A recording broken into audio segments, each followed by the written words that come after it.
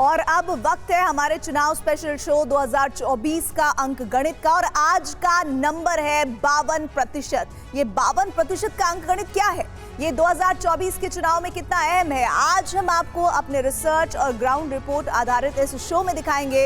ये 52% का नंबर देश की ओबीसी आबादी का है, जो भारत की चुनावी राजनीति का सबसे बड़ा वोट बैंक है। बीते 2 चुनाव में ओबीसी के सबसे बड़े हिस्से ने प्रधानमंत्री नरेंद्र मोदी और बीजेपी को समर्थन दिया है। क्या इस बार मोदी का ओबीसी वोट बढ़ेगा या घटेगा? ओबीसी वोट के लिए बीजेपी और विपक्षी दल क्या कर रहे हैं, ये सब कुछ आज आप 2024 का अंक गणित में समझिए। जय श्री राम, जय श्री राम, जय श्री राम। लोकसभा के चुनाव देश की सरकार चुनने के लिए है।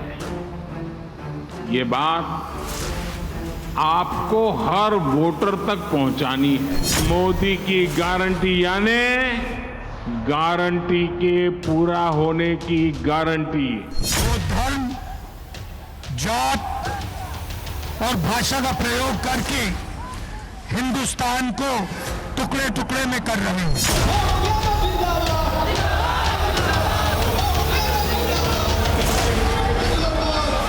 भगवान ने कंस का वध कर दिया और ऐसा दुनिया का कोई उदाहरण नहीं है जब कोई सत्ताधीश का वध करे और वो सत्ता की कुर्सी पे ना बैठे।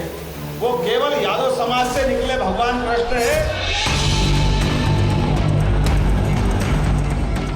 2024 के चुनावी माहौल में मध्य प्रदेश के मुख्यमंत्री डॉक्टर मोहन यादव पटना पहुंचे,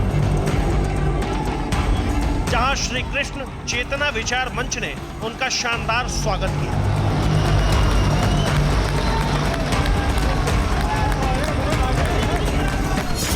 यह मंच क्या है, इसे आप इस पोस्टर पर लगी तस्वीरों से बखूबी समझ सकते हैं। मेहमान के तौर पर डॉक्टर मोहन यादव, मेजबान डॉक्टर एनके यादव विधान पार्षद, ऊपर के कोने में यदुवंश कुलभूषण भगवान कृष्ण और फिर बिहार बीजेपी के नेता नंद किशोर यादव, लोकसभा सांसद रामकृपाल यादव, केंद्रीय मंत्री नित्यानंद राय, केंद्रीय मंत्री भूपेंद्र यादव और विधान पार्षद प्रोफेसर नवल किशोर यादव।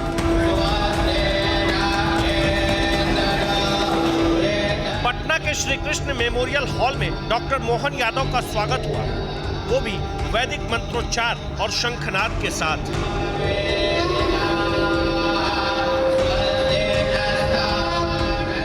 जब बोलने की बारी आई तो देश के सबसे पढ़े लिखे मुख्यमंत्रियों में शुमार डॉक्टर मोहन यादव ने मौके और मंच की जरूरत के हिसाब से भगवान कृष्ण की कालजयी कहानी सुनाई, यादवों की ताकत बताई।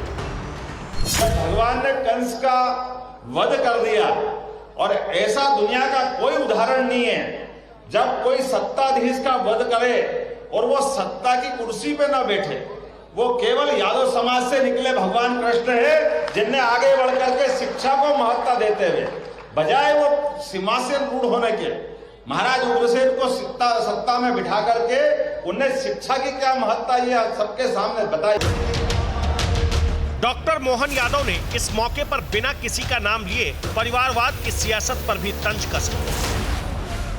आज के समय में हमारे अपने समाज की भूमिका बहुत बड़ी है और उस भूमिका को हम सब समझते हैं। ये अलग बात है कि हमारे उस भूमिका में से कई सारे कोई कई अर्थ निकालते रहते हैं। मैं उनकी परवाह भी नहीं करता, वो निकाले, उनको जो निकालना है। इस स्वागत समारोह से पहले पटना एयरपोर्ट पर बीजेपी के प्रदेश अध्यक्ष सम्राट चौधरी समेत तमाम बड़े नेताओं ने डॉक्टर मोहन यादव की अगवानी की। पटना यात्रा में एमपी के सीएम मोहन इस्कॉन मंदिर भी गए।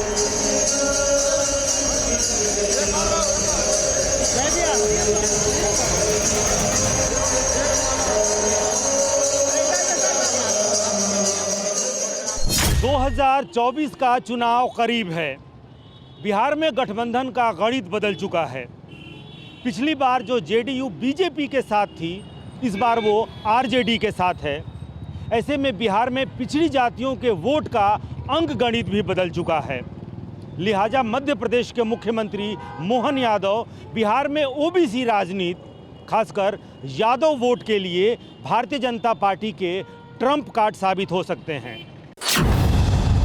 बिहार की 40 लोकसभा सीटों में 2019 में लालू प्रसाद यादव की पार्टी आरजेडी का खाता भी नहीं खुला था। सहयोगी एलजेपी और जेडीयू के साथ बीजेपी ने 39 सीटों पर जीत हासिल की थी। एनडीए के सांसदों में 5 यादव थे, इनमें से भी 3 बीजेपी के और 2 जेडीयू के। सबसे बड़ी बात तो ये कि बीजेपी के रामकृपाल यादव ने पाटलिपुत्र सीट से लालू प्रसाद यादव की बेटी मीसा भारती को हरा दिया। लेकिन इस बार तस्वीर बदल गई है। नीतीश कुमार पाला बदलकर लालू यादव के साथ है। हालांकि ये साथ कब तक है, इसे लेकर भी बीते काफी दिनों से तरह तरह के कयास लग रहे हैं। मौजूदा सूरत हाल में बिहार में जाति जनगणना के बाद जेडीयू और आरजेडी को 2024 के लोकसभा चुनाव में फायदे की उम्मीद है। ऐसे में बीजेपी ने भी अभी से अपना अंकगणित ठीक करना शुरू कर दिया है। मोहन यादव को मध्य प्रदेश का मुख्यमंत्री बनाकर बीजेपी ने एक साथ कई राज्यों को साधने की कोशिश की। एमपी में यादव जाति का सीएम बनाकर बीजेपी ने हरियाणा, राजस्थान, उत्तर प्रदेश और बिहार समेत कुल 4 राज्यों में अपने वोट बैंक को साधने की कोशिश की, जहां से तकरीबन 184 सीटें लोकसभा में आती हैं। मंडल कमीशन की रिपोर्ट के मुताबिक देश में करीब 52% ओबीसी है, लेकिन बिहार सरकार की ताजा रिपोर्ट के मुताबिक प्रदेश में पिछड़ा वर्ग की आबादी 27% और अति पिछड़ा वर्ग की तादाद 36% है। यानी बिहार में कुल मिलाकर 63% ओबीसी हैं। ओबीसी में सबसे ज्यादा आबादी यादवों की है, 14%।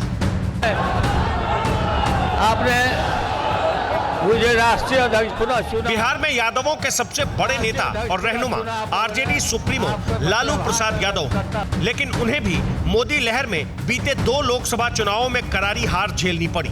ऐसे में अब की बार जाति जनगणना से आरजेडी को वापसी की उम्मीद है, जिसे झटका देने के लिए बीजेपी ने एमपी के सीएम मोहन यादव को आगे कर दिया है। जिस तरीके से यादव समाज न्याय के लिए संघर्ष करता रहा है, गाय गीता धर्म की रक्षा का संकल्प भारतीय जनता पार्टी का है, और मोहन यादव जी के मुख्यमंत्री बनने के बाद निश्चित तौर पर देश भर के यादव समाज में एक नया गौरव का एहसास हुआ है।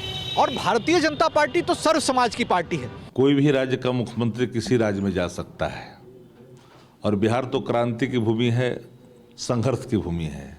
आदरणीय लालू प्रसाद जी भारतीय राजनीति के एक ऐसे धुरी हैं जिनकी उपस्थिति मात्र से जो पार्टियां कल तक पिछड़ों को, दलितों को, कमजोर तबकों से छुआछूत मानती थी, वो राजनीतिक भागीदारी देना शुरू की है। बीजेपी और आरजेडी के अपने अपने दावे हैं, लेकिन वाकई चुनावों में यादव और ओबीसी के वोटर किसका साथ देते हैं, इसका अंकगणित भी आपको दिखाएंगे। अभी आप एमपी के सीएम मोहन यादव के स्वागत में पहुंचे बिहार के यादव समाज की राय सुनिए।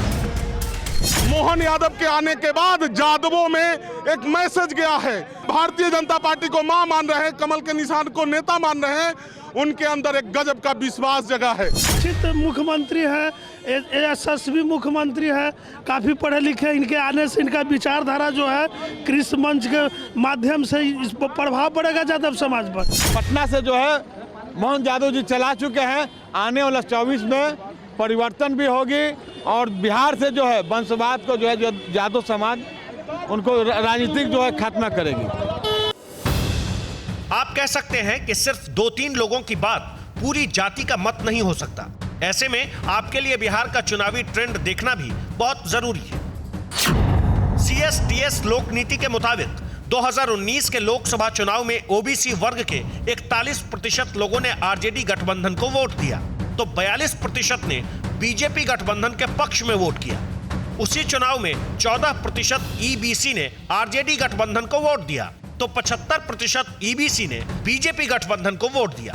जबकि 2020 के विधानसभा चुनाव में यह गणित बदल गया। इस चुनाव में ओबीसी वर्ग के 60% लोगों ने आरजेडी गठबंधन को वोट दिया, तो सिर्फ 26% ने बीजेपी गठबंधन को वोट दिया।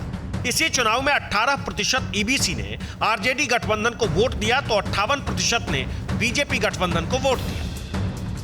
कि दूसरी पार्टी के जितने एमपी हैं उससे ज्यादा बीजेपी के एमपी ओबीसी समुदाय से हैं। विपक्ष को ये उम्मीद है कि अगर जातिगत जनगणना पर बीजेपी को घेरा जाए तो शायद ओबीसी वोट उनकी ओर गोल बंद होगा। तो ओबीसी वोट को खींचने की कवायद एक तरफ बीजेपी कर रही है तो दूसरी तरफ कांग्रेस और तमाम रीजनल पार्टियां, विपक्षी पार्टियां इसमें शामिल हैं।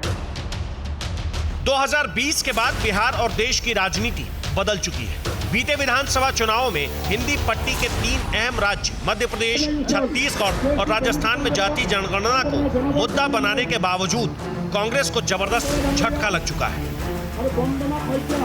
छत्तीसगढ़ में भूपेश बघेल और राजस्थान में अशोक गहलोत के ओबीसी मुख्यमंत्री होने के बावजूद कांग्रेस विधानसभा चुनाव हार गई, तो वहीं राजस्थान, छत्तीसगढ़ और मध्य प्रदेश में बिना किसी चेहरे के बावजूद प्रधानमंत्री मोदी के चेहरे पर बीजेपी ने शानदार जीत दर्ज कर ली। ऐसे में सवाल उठता है कि क्या ओबीसी और जाति जनगणना का दांव फ्लॉप हो गया? छत्तीसगढ़ में बीजेपी ने 31 ओबीसी उम्मीदवार उतारे और इनमें से 17 को जीत मिली, तो कांग्रेस ने 30 उम्मीदवार उतारे और उसके 12 ओबीसी उम्मीदवार ही जीत पाए।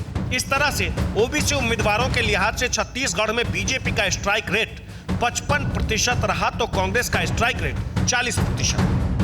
ये नतीजा तब आया जब राहुल गांधी जाति जनगणना और ओबीसी के मुद्दे पर सबसे ज्यादा मुखर थे। उन्हें छत्तीसगढ़ के अपने ओबीसी सीएम भूपेश बघेल के हारने की तो रत्ती भर भी उम्मीद नहीं थी। ओबीसी के मुद्दे पर राहुल इतने एक्टिव थे कि महिला आरक्षण पर चर्चा के दौरान लोकसभा में भी उन्होंने इसे पुरजोर तरीके से उठाया, जिसके जवाब में गृह मंत्री अमित शाह ने भी जबरदस्त पलटवार किया। हिंदुस्तान के सेक्रेटरीज 90 में से सिर्फ 3 ओबीसी से हैं। और सुनिए और सुनिए, नहीं घबराइए मत, डरो मत, और सुनिए, ये जो सेक्रेटरीज हैं जो ओबीसी कम्युनिटी से हैं, ये हिंदुस्तान के सिर्फ 5% बजट को कंट्रोल करते हैं। अब इनकी समझ है कि देश सेक्रेटरीज चलाते हैं, मेरी समझ है देश सरकार चलाती है। मान्यवर, संविधान की स्कीम है, देश की नीतियों का निर्धारण इस देश की कैबिनेट करती है, इस देश की सरकार करती है, इस देश की संसद करती है। सारे जो ओबीसी का राज आलपते हैं उनको मैं कहना चाहता हूं, आपकी पार्टियों ने कभी ओबीसी प्रधानमंत्री नहीं बनाया, भारतीय जनता पार्टी ने ओबीसी प्रधानमंत्री।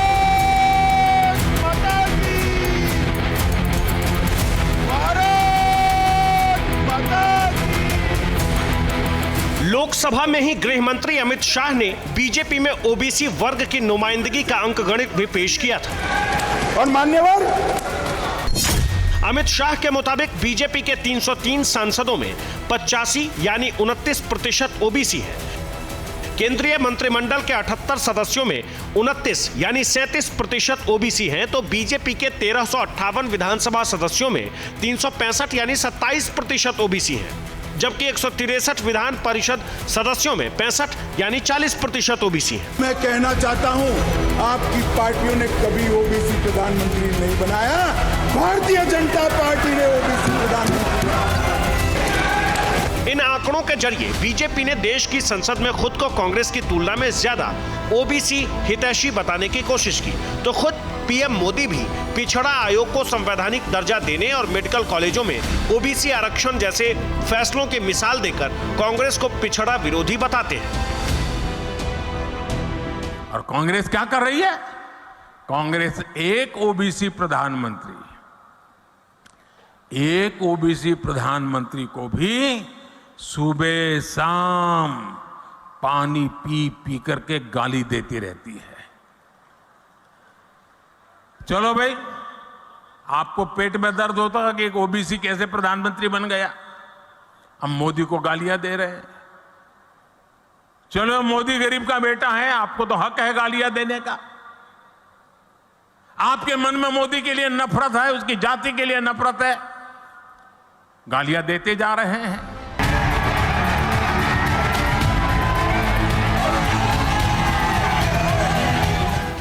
प्रधानमंत्री ने यह आरोप छत्तीसगढ़ की चुनावी रैली में लगाया था, जिस पर वहां की जनता ने यकीन कर बीजेपी को जीत का तोहफा भी दिया।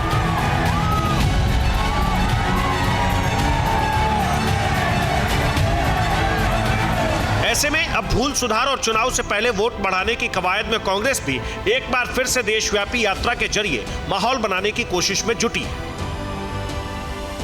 राहुल गांधी देश के शोषितों और वंचितों के लिए पूरब से पश्चिम तक भारत जोड़ो न्याय यात्रा निकाल रहे हैं।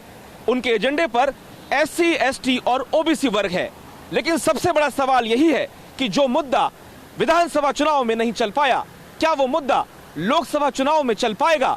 और वो भी तब जब देश के प्रधानमंत्री और भाजपा के स्टार प्रचारक नरेंद्र मोदी खुद OBC वर्ग से आते हैं। बीजेपी OBC वर्ग में पैठ बढ़ाने के लिए संगठन के स्तर पर चुनाव से ठीक पहले एक बड़ी पहल भी करने जा रही है। बीजेपी का OBC मोर्चा देश में 2 बड़े OBC महाधिवेशन करने वाला है। बीजेपी के एक OBC महाधिवेशन को प्रधानमंत्री मोदी भी संबोधित करेंगे।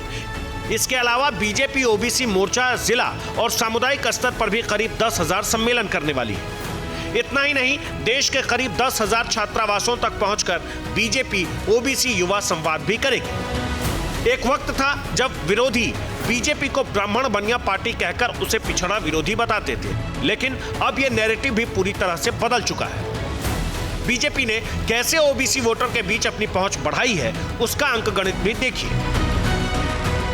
CSDS लोक नीति के मुताबिक 2004 के चुनाव में 23% OBC ने बीजेपी को वोट दिया, तो 24% ने कांग्रेस को, जबकि 43% ने क्षेत्रीय दलों को वोट दिया। 2009 में 22% OBC ने बीजेपी को वोट दिया, तो 24% ने कांग्रेस को, जबकि 42% ने क्षेत्रीय दलों को वोट दिया। लेकिन 2014 में हवा बदल गई। प्रधानमंत्री मोदी के नाम पर 34% OBC ने बीजेपी को वोट दिया, तो सिर्फ 15% ने कांग्रेस को और 43% ने क्षेत्रीय दलों को वोट दिया। 2019 में बीजेपी को OBC के रिकॉर्ड 44% वोट मिले, तो कांग्रेस को इस बार भी 15% ही और क्षेत्रीय दलों को 27% OBC वोट मिले।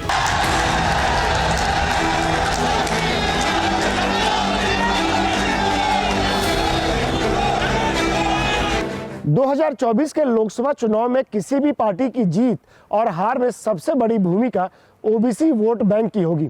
बीते 3 लोकसभा चुनाव के ट्रेंड तो यही बताते हैं कि बीजेपी का OBC वोट लगातार बढ़ रहा है और कांग्रेस का घट रहा है। और अब की बार तो राम मंदिर के साथ ही PM विश्वकर्मा जैसी OBC केंद्रित लाभार्थी योजना भी है, जिसका चुनाव नतीजों पर असर पड़ना तय माना जा रहा है। OBC वोट का अब जो ट्रेंड आपको दिखाएंगे, उसे देखकर तो कांग्रेस के रणनीतिकारों की भी नींद उड़ सकती है।